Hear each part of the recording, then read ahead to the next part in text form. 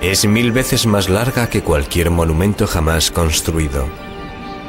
Se empezó a construir antes del nacimiento de Cristo. Seguían trabajando en ella cuando Colón descubrió América y miles de personas murieron mientras se estaba haciendo.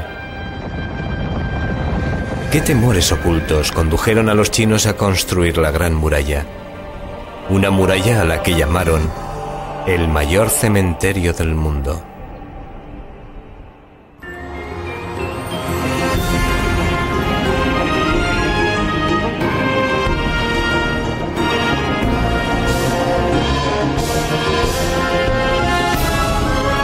Misterios de Asia.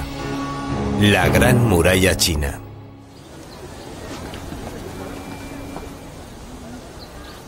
Esta es la muralla de la que todo el mundo ha oído hablar, donde posan todos los presidentes americanos y es visitada por miles de turistas al año. Sin embargo, muy pocos visitantes saben que el suelo sobre el que pisan y las paredes sobre las que graban las iniciales tienen menos años que ellos, ya que se construyeron hace tan solo unas décadas. Pero hay una muralla perdida, muy poco visitada y filmada, que se encuentra justo sobre el horizonte. Esta es la verdadera Gran Muralla China.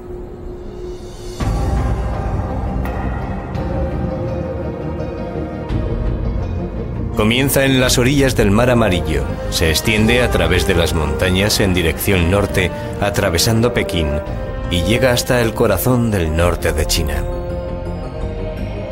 Tiene grandes castillos fortificados y atalayas situadas en los pasos de montaña importantes, por donde los ejércitos enemigos podían fácilmente romper las defensas.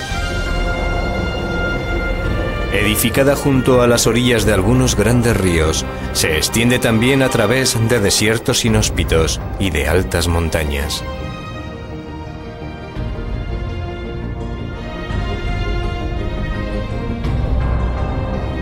Inicialmente está construida en piedra, pero a medida que llega al desierto, el material de construcción elegido es el ladrillo. Y finalmente la Gran Muralla termina aquí, en esta solitaria atalaya con vistas al Río Blanco. Es la mayor hazaña de la ingeniería mundial, alcanzando un total de más de 6.400 kilómetros, desde su comienzo hasta su final.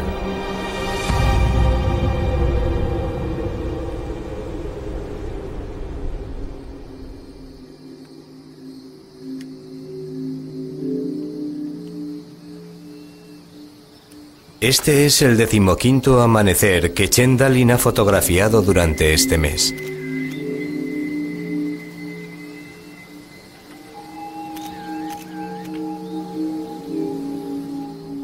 Pero Chen no es solo un fotógrafo.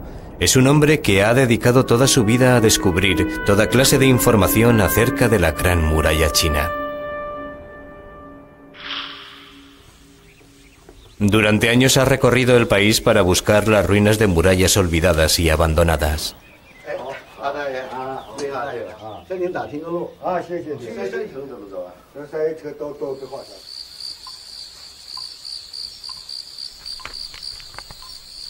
A menudo las únicas pistas que encuentra están en algún texto antiguo.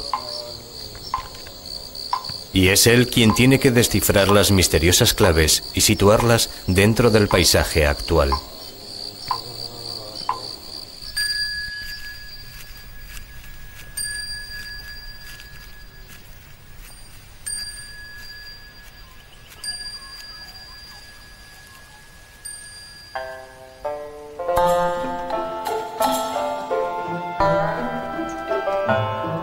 Valiéndose tan solo de un bastón para defenderse de las serpientes y de los perros rabiosos, ha recorrido miles de kilómetros. Sin embargo, ha obtenido varios éxitos. Después de ascender por esta frondosa ladera, descubrió una antigua muralla.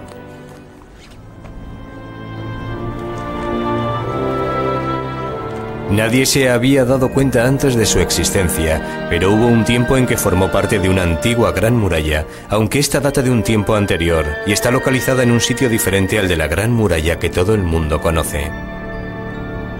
Y cuanto más investigan arqueólogos y científicos, más misteriosa se nos presenta la Gran Muralla. Chen ha descubierto miles de murallas abandonadas.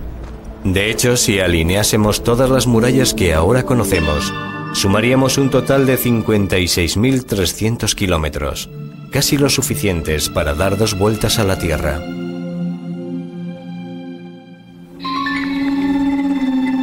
Pero, ¿por qué construyeron tantas murallas con un coste tan elevado? ¿De qué tenían miedo los chinos?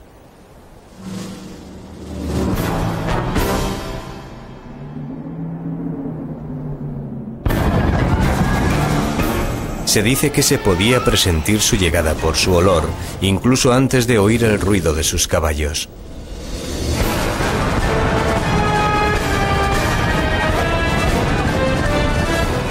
Luego ya no se les podía frenar. Iban sembrando el terror, matando, violando y quemando aldeas. Tan solo dejaban tras sí el humo que dejaban sus hogueras y los cientos de cadáveres abandonados. Se trataba de las hordas nómadas de las llanuras del norte, los hunos, mongoles, manchúes. Todos ellos venían a acabar con la plácida vida que llevaban los chinos.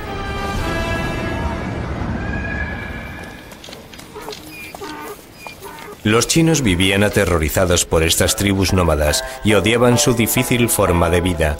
Un famoso poema decía: no tienen campos ni pastos, solo tierras baldías donde yacen los huesos entre arena amarilla. Estas tribus nómadas vivían solo del ganado. Sus animales les proporcionaban todas las necesidades básicas como comida, leche, carne, pieles para hacer tejidos y fabricar la yurta o tienda de los nómadas. El estiércol les proporcionaba combustible. Era la única manera de alimentar un fuego en este inhóspito paisaje. Las duras condiciones climáticas obligaban a los nómadas a trasladarse en busca de mejores pastos para el ganado.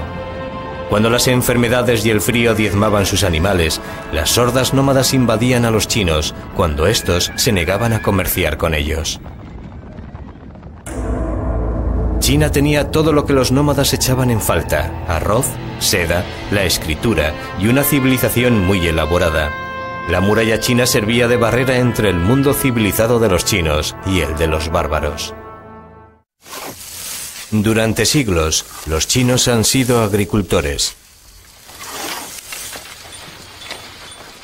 Si sientes que formas parte de la tierra, permaneces en el mismo sitio y vas acumulando posesiones: tierra, ganado y casas que llenas de muebles y bienes.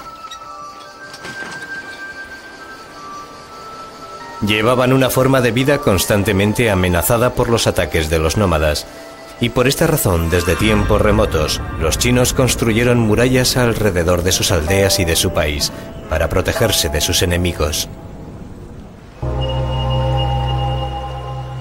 La construcción de murallas era una característica tan arraigada en la mentalidad china que la palabra china para ciudad es la misma que para muralla.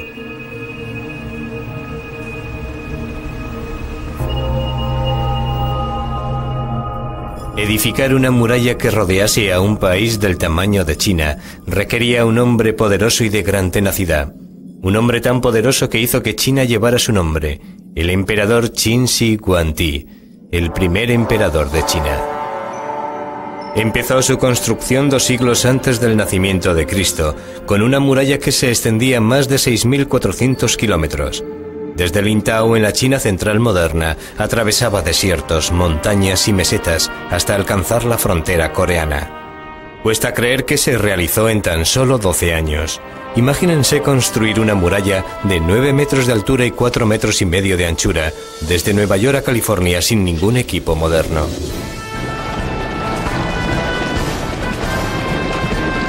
En un principio, Shi Huangdi solo gobernaba un pequeño estado en el extremo noroeste chino, pero este no era suficiente para él. Se rodeó de un ejército invencible y uno por uno fue conquistando todos los estados vecinos.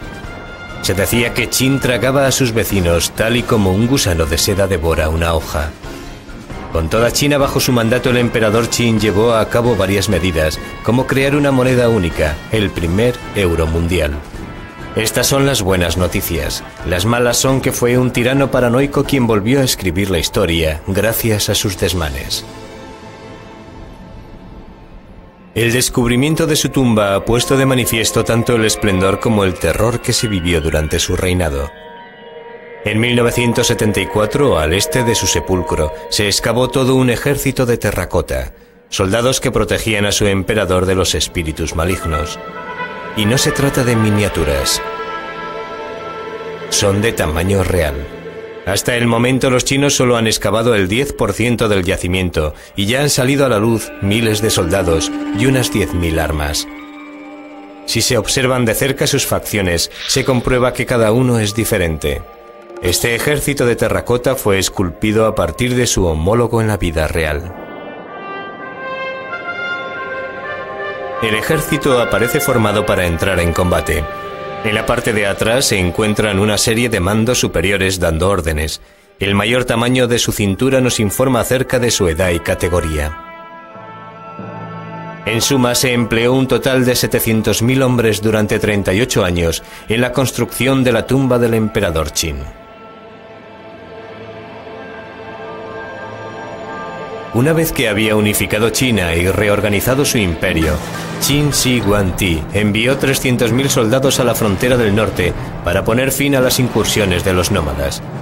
Cuando terminaron su trabajo, el emperador les ordenó que permaneciesen allí, y con 500.000 más de campesinos se encargaron de edificar la primera gran muralla china.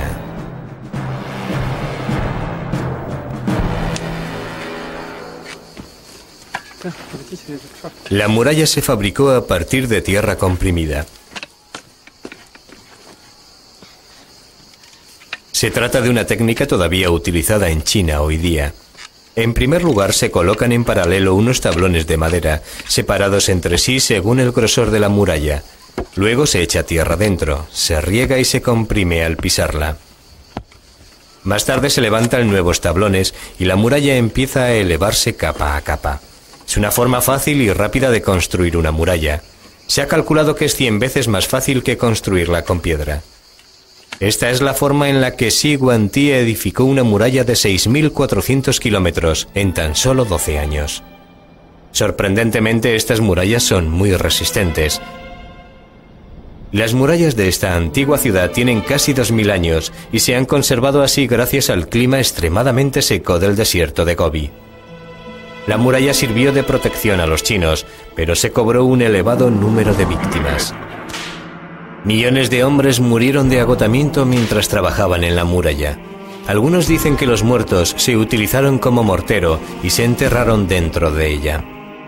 Nadie logró escapar de la tiranía del mandato del emperador. Todos los campesinos pagaban sus impuestos y contribuían al creciente bienestar del imperio. La grandeza de China se construyó a expensas de los más pobres, y la historia de la dinastía Qin está llena de relatos tristes.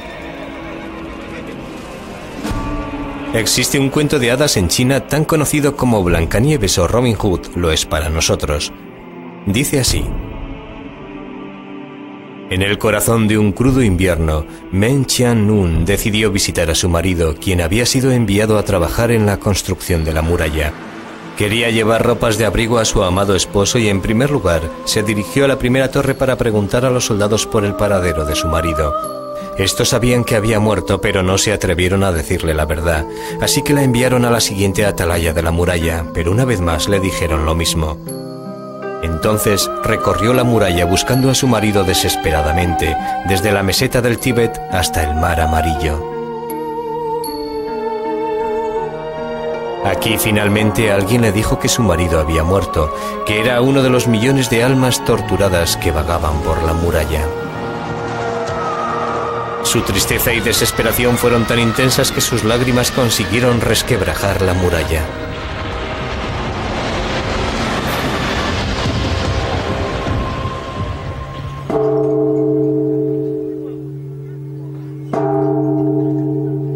Hoy día existe un templo dedicado a Meng Qianlun. Los peregrinos acuden a este lugar a tocar una campaña que da buena suerte y rezar frente a su estatua. Incluso pueden observar a través de un telescopio la brecha en la muralla causada por las lágrimas de su heroína.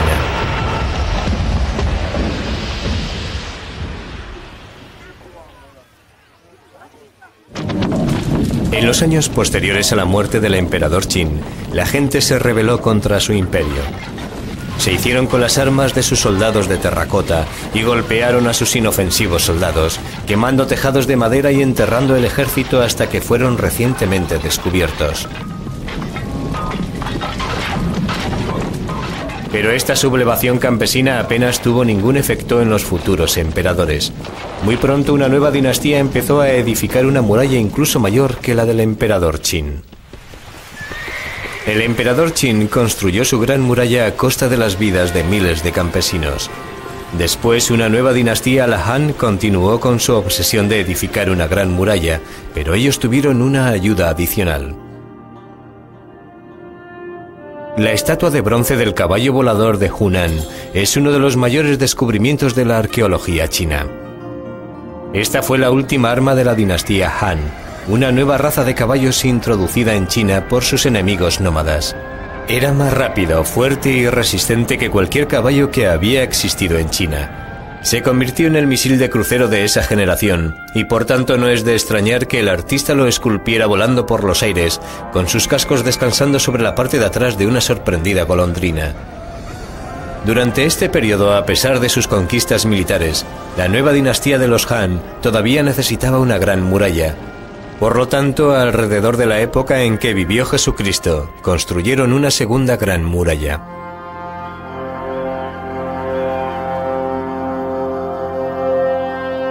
Esta se extendió a lo largo de 10.700 kilómetros y se convirtió en la mayor construcción de toda la historia de la humanidad. Tiene un total de 4.300 kilómetros más que la primera gran muralla del emperador Qin. No hay madera, agua o roca en el desierto. Sin embargo, los Han se las arreglaron para edificar una muralla que ha resistido la erosión durante 2000 años.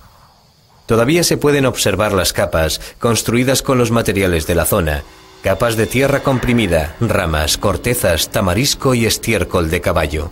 Esta muralla ha soportado condiciones climáticas extremas que van desde el calor tórrido durante la mitad del año hasta los vientos helados de la otra mitad. Pero edificar esta muralla en medio de un desierto inhóspito constituyó solo la mitad de la tarea. Debía ser vigilada. Se ordenaba a los soldados estar en constante vigilancia y no moverse un milímetro de sus puestos. Este era el trabajo de los que vigilaban estas atalayas, construidas a unos cuantos kilómetros de la muralla actual. A pesar de tener uno de los mayores ejércitos del mundo, la muralla era tan larga que carecían de los hombres suficientes para colocar un centinela cada cierto número de metros. Por lo tanto, avisar del ataque enemigo con antelación se hizo crucial.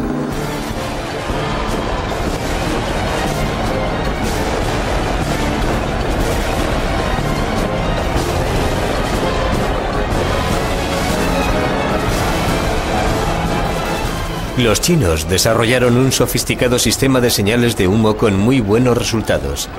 Una señal producida en el desierto de Gobi podía enviar el mensaje recorriendo 1.200 kilómetros en solo 24 horas, alertando así del peligro a toda la frontera. Los carros y caballos deben estar preparados, y los hombres de las atalayas mantener su posición para observar cualquier señal de humo y proteger nuestras fronteras, según recoge un documento militar.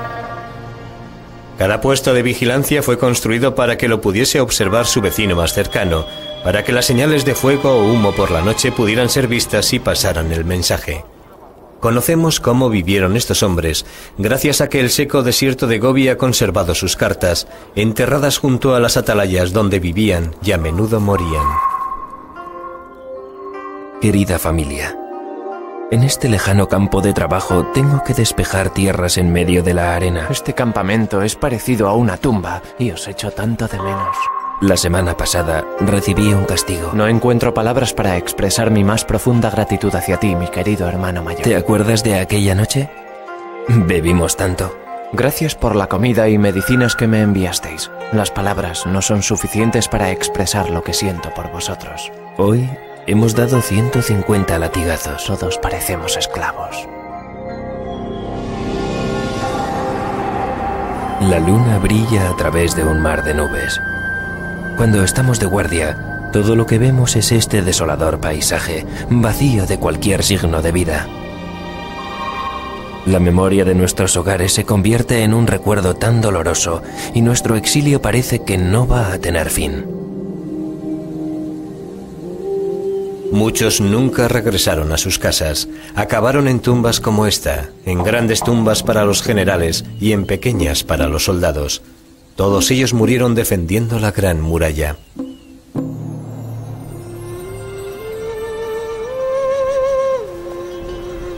Pero el sufrimiento de los soldados sirvió para algo. Su presencia preservó de los ataques enemigos a comerciantes y viajeros. Las caravanas que nunca se apartaban de la protección que ofrecía la muralla abandonaban China cargadas de seda, pieles, cerámica y ruibardo, una planta desconocida en el oeste y muy apreciada en medicina. Esta fue la famosa Ruta de la Seda.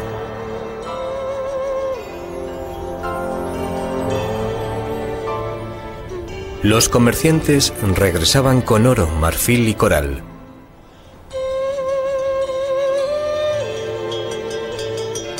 Se trataba de una ruta muy peligrosa, ya que atravesaba los mayores desiertos del mundo.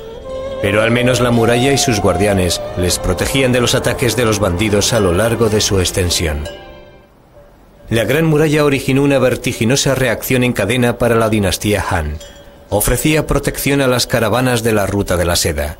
El número de caravanas aumentó y prosperó, y los Han se enriquecieron y extendieron sus territorios hacia el norte y el oeste de la Gran Muralla. Cansados de dar vueltas en la base de una muralla que no podían traspasar, los nómadas se dirigieron hacia el oeste y conquistaron Asia Central y Europa del Este, amenazando también el otro gran poder del viejo continente, Roma. Cuando Atila el Huno, el azote de Dios, avanzó sobre Roma, tenía miedo de que el Papa Leo se dirigiera a las puertas de la ciudad para suplicarle que no atacase la ciudad sagrada. Este encuentro entre paganismo y cristiandad nunca hubiera tenido lugar sin la existencia de la Gran Muralla. Según la leyenda, Atila, un hombre muy supersticioso, optó por la retirada ya que el nombre del Papa significaba el león. Pero tan solo se trató de un alivio temporal para los romanos. Un ataque posterior hizo que Roma se rindiera ante Atila, quien sumergió a Europa durante 5 siglos en las llamadas Edades Bárbaras.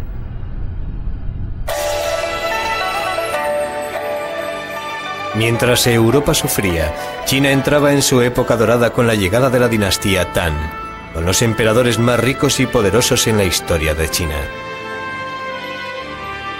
Hay estatuas de guardianes del espíritu esparcidas por todo el país que protegían las tumbas de la época dorada de China. Una de las pocas tumbas reales excavadas pertenece a la princesa Yontai, la hija de un emperador. Refleja la lujosa vida que llevaban estos aristócratas de vocación internacional, con sus costumbres importadas de la Ruta de la Seda y sus partidos de polo.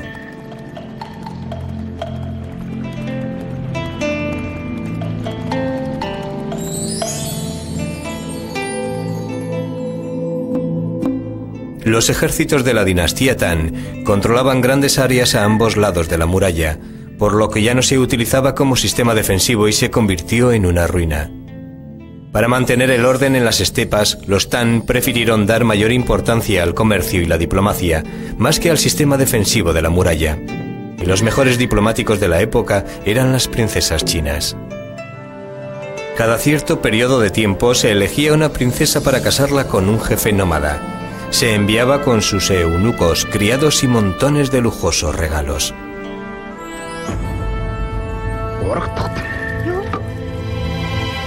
La vida en el exilio era una tortura para estas princesas. Estaban acostumbradas a ser tratadas como frágiles bellezas de porcelana, y ahora se les obligaba a comer trozos de carne cocida, beber leche fermentada de yegua y dormir con un marido bárbaro que nunca se lavaba. Una princesa se lamentaba así. Mi casa es la yurta. Mis paredes son de fieltro. Mi bebida es la leche fermentada. Vivo en un país extranjero soñando en convertirme en una grulla amarilla para poder volver a mi hogar. Enviar una princesa al exilio y casarla con un bárbaro parecía en principio un precio muy pequeño para comprar la paz. Era desde luego un sistema más barato que construir y vigilar una gran muralla. Pero esta política solo tuvo un éxito transitorio. Un nuevo peligro les acechaba desde los eriales del norte del país. China estaba a punto de enfrentarse con el guerrero más cruel que ha conocido la historia. Más allá de la gran muralla, los pueblos bárbaros recorrían Asia destruyendo aldeas y saqueando todo lo que se les cruzara en su camino. Aquí empezó la peor pesadilla que ha vivido China, con el nacimiento de un niño con su mano derecha empapada en sangre, un presagio de lo que iba a suceder.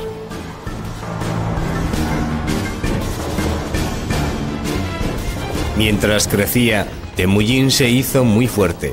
Aprendió a dominar el arte de la política tribal y gracias a su astucia y traiciones llegó a ser el jefe de su tribu y más tarde de varias tribus. En 1204 ya estaba al mando de todas las tribus y se convirtió en el primer rey de todos los pueblos nómadas. Le llamaron Genghis Khan, rey de reyes. Se dice que sus crueles guerreros no sabían lo que era el dolor ni la compasión. Podían cabalgar durante días sin desmontar. Cuando escaseaba la comida sorbían la sangre de sus caballos. Nunca hacían prisioneros, ya que masacraban ciudades enteras. La gente les tenía tanto miedo que se rendía sin ofrecer resistencia. Genghis pronto dirigió su atención hacia el sur, hacia las fértiles tierras de China. La mano sangrienta de su nacimiento estaba a punto de cumplir con su terrible destino. Durante el verano los cauces secos de los ríos ofrecían rutas fáciles de invasión a los nómadas, cuya intención era saquear las ricas ciudades chinas de las llanuras. Por esta razón estos pasos permanecían fuertemente vigilados, a pesar de que habían dejado que el resto de la gran muralla se convirtiera en una ruina. Un ejército mongol de 100.000 guerreros invadió China a través de este paso situado al norte de la capital, Pekín. Hoy día es todavía la vía principal por donde el tren y la autopista en dirección a Pekín pasan a través de las montañas.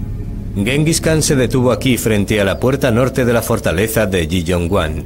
Los chinos horadaron la tierra ante la puerta para colocar estacas que frenaran el avance de las hordas mongoles y sellaron la gran puerta de la fortaleza con hierro para impedir que la abrieran. Después de un mes de espera y sin ninguna señal de debilitamiento de la fortaleza, Genghis Khan decidió flanquearla. Mandó un grupo de soldados a través de las montañas, donde los chinos en esta época no se habían preocupado de mantener en pie la muralla, y atacaron la fortaleza por la parte de atrás. Cuando el ejército chino se dio cuenta de lo que estaba pasando, ya era demasiado tarde. Los mongoles avanzaban por la llanura atacando Jiyongguan por la retaguardia. Destruyeron la puerta norte y dejaron pasar a todo el ejército. Los bárbaros y extranjeros reinaban ahora en China. Fue una lección que los chinos nunca olvidarán. El sucesor de Genghis Khan fue Kublai Khan, quien gobernó el mayor imperio que ha conocido la historia. Se extendía desde China hasta las mismas fronteras de Europa y no necesitó la ayuda de una gran muralla, lo controlaba todo. A pesar de su influencia, Kublai Khan no iba a durar en el poder. Los chinos todavía consideraban a los gobernantes mongoles bárbaros invasores. Las devastadoras inundaciones del río Amarillo desencadenaron una revuelta popular contra los odiados soberanos extranjeros y los mongoles fueron derrocados.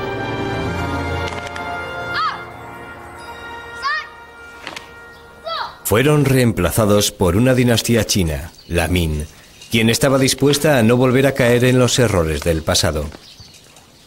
Estos son los descendientes de los hombres que construyeron la muralla durante esta dinastía y expulsaron a los mongoles fuera de China.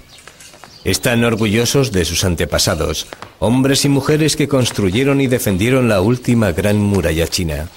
Esta es la razón por la cual estos agricultores de una aldea remota todavía practican las artes marciales cada mañana antes de acudir a trabajar en el campo. Los nuevos gobernantes, los emperadores Min, se mostraron resueltos a que no volviese a suceder una nueva invasión. Por lo tanto, en 1368, cuando Europa estaba siendo diezmada por la peste negra, los emperadores Ming llevaron a cabo el mayor proyecto de la ingeniería civil del mundo. Es incluso mayor que las murallas anteriores, ya que ésta se construyó en piedra en su mayoría. La muralla Ming se extiende desde Sanaiguan en el Mar Amarillo hasta Yaiyuguan en el desierto de Gobi.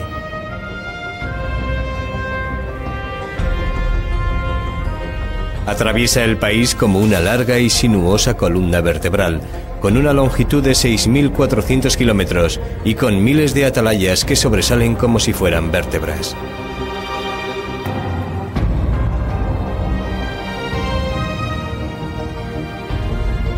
La mayor parte de la muralla está construida en piedra, un material de construcción 100 veces más difícil de utilizar que el ladrillo.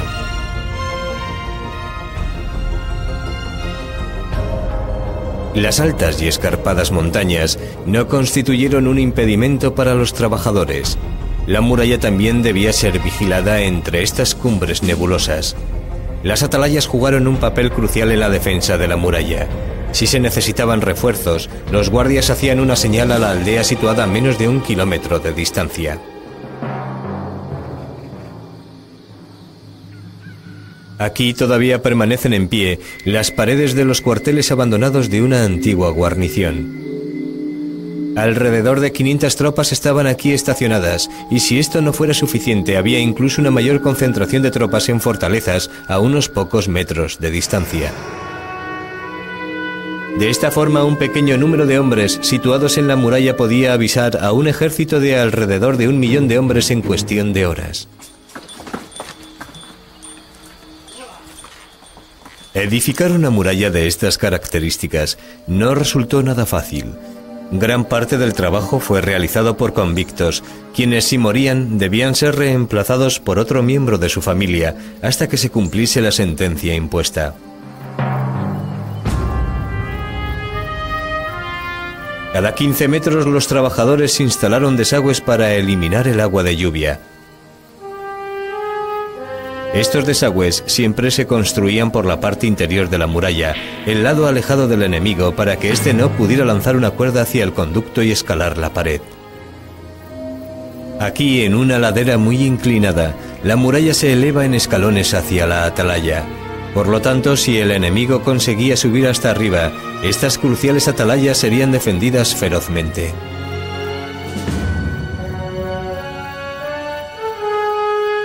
Las atalayas sobresalen por encima de la muralla. De este modo los arqueros podían arrojar flechas sobre los soldados de abajo. Estos torreones tenían una zona cubierta para que las tropas se cobijaran del frío, descansaran y almacenasen las armas. En la zona descubierta de la parte de arriba, protegida por almenas, las tropas mantenían la vigilancia y contraatacaban. Es un sistema de defensa asombroso, sobre todo si tenemos en cuenta el terreno sobre el que se construyó. Esta sección es casi vertical, ya que se eleva sobre una fuerte pendiente.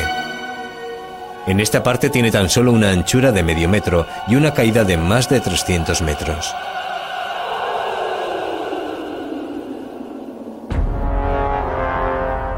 Resueltos a que ningún bárbaro gobernase China otra vez, los emperadores Ming fortificaron cada pulgada de terreno chino para que no pasaran ejércitos pequeños y abriesen las puertas a uno mayor. Los emperadores Ming estaban dispuestos a soportar cualquier carga o pagar cualquier precio para mantener su dinastía en el poder. Y este es el lugar desde donde gobernaban, la gran ciudad prohibida de Pekín. Con sus jardines, vestíbulos, templos y palacios, la ciudad tiene una extensión de 73 hectáreas, rodeadas de un foso y unas murallas asombrosas. La ciudad prohibida, un lugar de retiro, un lugar desde el cual los divinos emperadores Ming podían gobernar y vivir sin ser molestados por los modestos ciudadanos de su imperio. Dentro de sus paredes bermejas se desarrolló una vida única en toda la historia de la humanidad. En su centro estaba el emperador, cuya vida estaba llena de complicados rituales necesarios para el gobernador de toda China. Si se celebraban, el país prosperaría y florecería la dinastía Ming. El emperador tenía a su servicio un ejército completo de concubinas y guardando a estas un ejército incluso mayor de eunucos. Uno de los últimos emperadores de la dinastía Min, Guanli, fue un monarca muy débil que consiguió permanecer en el poder durante 47 años. Guanli gobernó desde su palacio y nunca se dejó ver por sus ciudadanos o sus ministros, e incluso muy rara vez por sus eunucos. Aislado de casi todo, no sabía lo que estaba pasando en el país que gobernaba. Los emperadores Min permanecen enterrados en unas tumbas al norte de la capital, Pekín.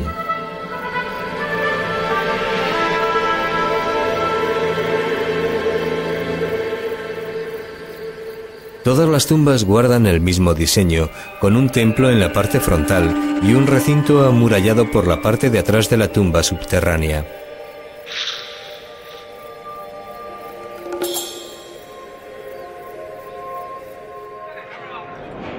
Debido a su largo mandato, Guanli construyó una enorme tumba, y en 1956 varios arqueólogos chinos decidieron abrirla, la única tumba de un emperador Ming que ha sido excavada. Mientras los trabajadores abrían las pesadas puertas de la tumba, se puso al descubierto un pasillo inmenso, mucho mayor que cualquiera de los que hay en una tumba de un faraón egipcio. Allí se encontraban los ataúdes laqueados del emperador y dos de sus esposas. Las autoridades comunistas ordenaron abrir el sepulcro para ofrecer una lección de concienciación social y mostrar la lujosa vida que habían llevado los mandatarios capitalistas, mientras las masas trabajadoras se morían de hambre. No podían haber elegido un ejemplo mejor, como demostraron los lujosos objetos que se encontraron en su interior. Entre ellos se encuentra este ligero sombrero tejido con oro. La combinación de una vida lujosa y un gobierno incompetente no podía durar. La dinastía llegó a su fin 24 años después de que se acabó la construcción de esta tumba. Pero el fin de los Min no llegó a través de la muralla, estuvo causado por la belleza de una mujer. Los chinos creían que su gran muralla, construida por millones de obreros, les protegería para siempre. Pero no fue así. La historia comienza con el saqueo de Pekín en 1644 por un ejército rebelde. Durante el caos que se produjo después, una tribu nómada, los manchúes, vieron la oportunidad perfecta para invadir China. Su inmenso ejército avanzó sobre China, pero la muralla permaneció intacta. Durante su invasión no se destruyó ni un centímetro de muralla. Esta es la fortaleza que los manchúes querían conquistar. Estaba gobernada por el general más importante y fiel de todo el imperio, el general Gu. Por ello resulta extraño que no se encuentre entre la muestra de soldados más valientes de la fortaleza.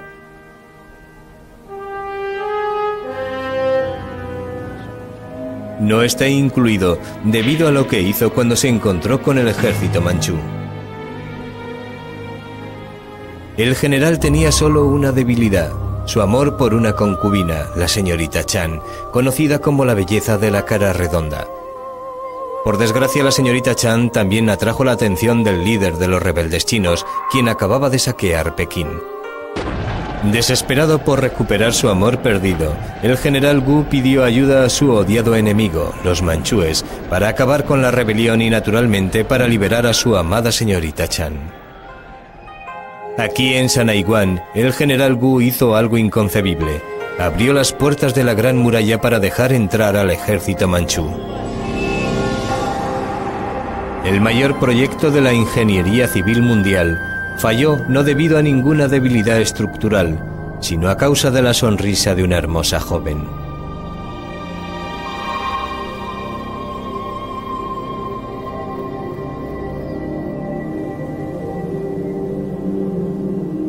La nueva dinastía manchú intentó poner en práctica una política diferente con sus vecinos, la diplomacia.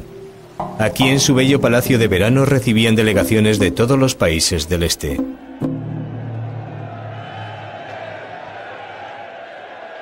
La asistencia era obligatoria. Esperaban que sus vecinos pagasen sus tributos al emperador. Esta era la diplomacia manchú. Pero los huéspedes debían sentirse cómodos. El emperador incluso envió oficiales al Tíbet para dibujar y medir la residencia del Dalai Lama y luego construir un modelo a escala para recibir a sus huéspedes. El Dalai Lama nunca hizo el viaje.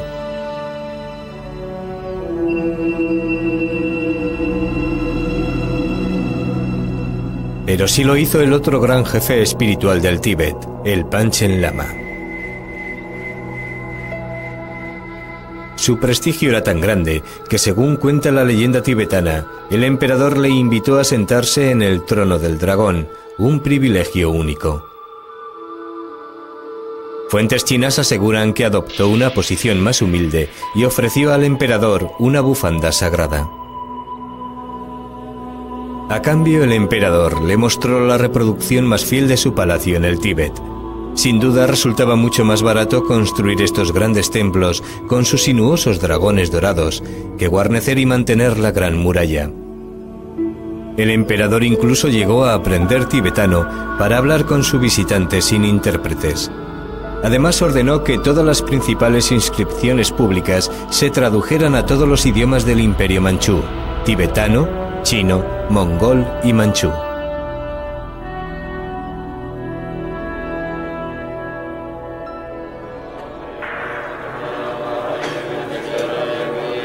Varios monjes se instalaron aquí y hoy día continúan con los rituales budistas, mucho después de que el último emperador abandonase el trono.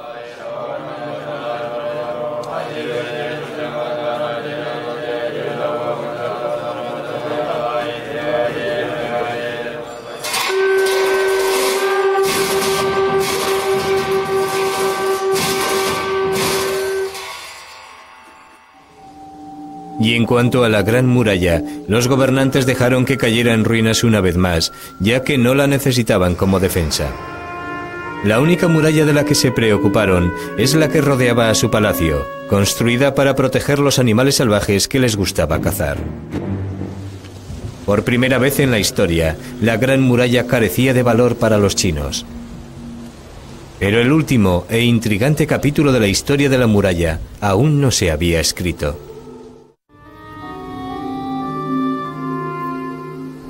La Gran Muralla, el mayor y más asombroso portento del mundo antiguo, cumplió con su misión durante 2000 años. Sin embargo, fue tan solo en los últimos 200 años cuando Occidente se fijó en ella. En 1793, los británicos enviaron una expedición diplomática a China dirigida por Lord Macartney para iniciar relaciones comerciales con ella. Cuando Macartney se detuvo a admirar la muralla en su viaje a través de China, los guías chinos se vieron sorprendidos. ¿Por qué iba alguien a interesarse por un montón de piedras antiguas? Un miembro de la expedición hizo un boceto de la muralla, que es el reflejo de cómo ve la Gran Muralla la mayoría de la gente hoy día. Cada embajador que visitaba China y era recibido por el emperador debía practicar el kowtow, es decir, hacer la reverencia 3 veces acompañada de 3 postraciones en las que la frente tenía que tocar el suelo 9 veces en total. Cuando los ingleses llegaron a la residencia de verano del emperador, fueron agasajados con toda clase de lujos y pasaron varios días recorriendo sus bellos parques y templos. Macartney, como buen inglés fiel a su rey, se negó a practicar el kowtow ante el emperador y provocó así un escándalo enorme en la corte. En su última reunión se les pidió a los ingleses que se inclinasen ante un rollo de pergamino del emperador. Cuando lo abrieron, el mensaje decía así: Poseemos todas las cosas. No valoro ningún objeto curioso o ingenioso y no voy a utilizar ninguno de vuestros productos manufacturados. Oh rey de Inglaterra, obedece con temor y no muestres negligencia. Esta es una historia de orgullo de 2 imperios convencidos de que eran los amos del universo. Uno de los delegados británicos dijo: Entramos en Pekín como indigentes, permanecimos allí como prisioneros y lo abandonamos como vagabundos. Humillados, los ingleses planearon su venganza. Debido a su gran preparación militar, sabían muy bien que si entraban en guerra, encontrarían a los chinos en una situación de gran desventaja con respecto al mundo occidental. La Gran Muralla había quedado obsoleta. Esta es una preocupación constante para el hombre que conoce la muralla mejor que nadie.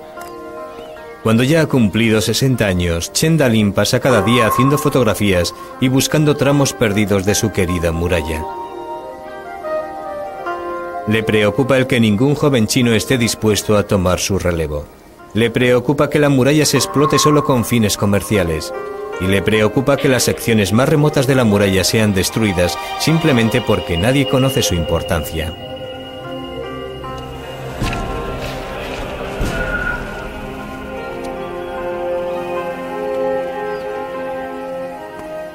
Mientras Chen recorre China, también regresa a épocas pasadas.